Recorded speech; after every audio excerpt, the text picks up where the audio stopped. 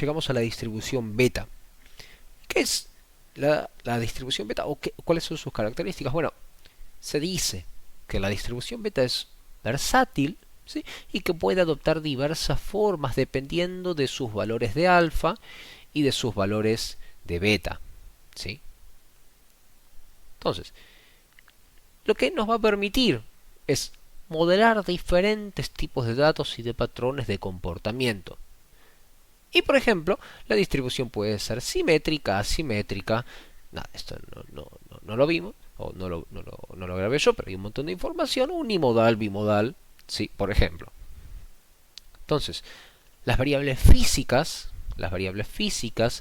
como la proporción de una mezcla, se dice, ¿sí? O la probabilidad de éxito de algo, de algún experimento, por ejemplo, tienen en general valores que caen dentro de un intervalo finito, ¿no? En general, de manera dicotómica, entre 0 y 1.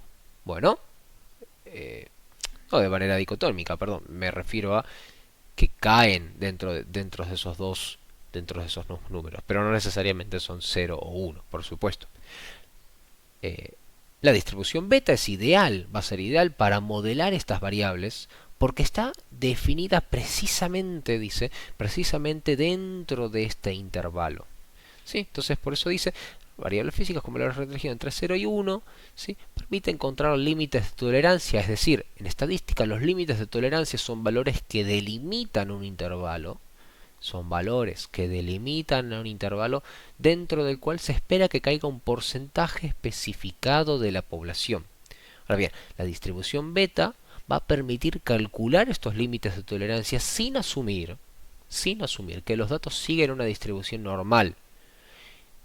Y eso en sí mismo es ventajoso en situaciones donde la normalidad no puede ser garantizada. Eso es un dato muy importante, porque muchas veces uno ve en el ejercicio y dice, bueno, se asume normalidad, pero en la práctica no es tan así. De hecho, hay test enteros que, que testean a ver si realmente, valga la redundancia, si los datos se distribuyen de esa manera.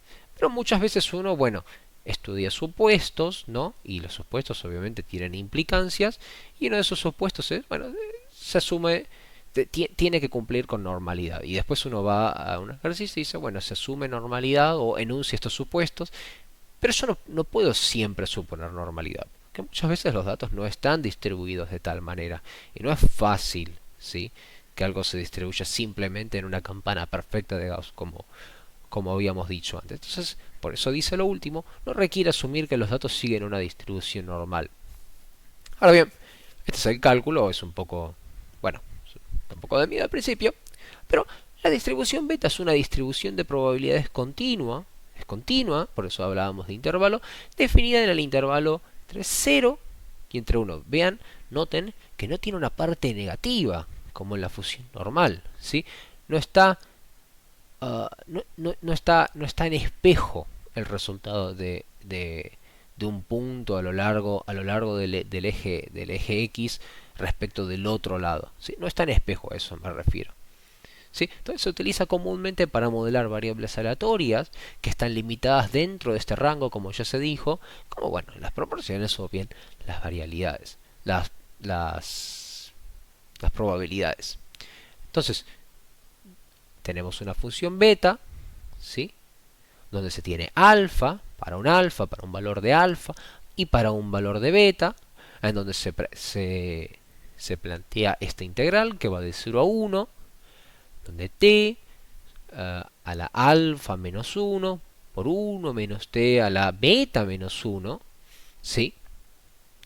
También se puede expresar en términos de la función gamma, como está abajo, a veces un poco menos amigable, eso es cierto, pero lo importante es donde x va a estar entre valores de nuevo, entre 0 y 1, y donde alfa y beta van sí o sí a ser valores que estén por encima de, para el primer caso por supuesto, por encima de 0, ¿sí? Entonces, eso es tal vez lo más elemental de la función beta. Obviamente es una función bastante complicada, también lo es la gamma, ¿sí? Por eso en la segunda se puede expresar en términos de pero no quiere decir que sea lo mismo que una función gamma, por supuesto, si no tendría el nombre de función gamma. Y de nuevo, otra cosa importante es que es una función continua. Sí, es una función continua porque lo que te está hablando es, te está dando información acerca de la probabilidad de un conjunto de datos que están en un recorrido en, por ejemplo, el tiempo. ¿Sí? Están en un universo de espacio temporal finito.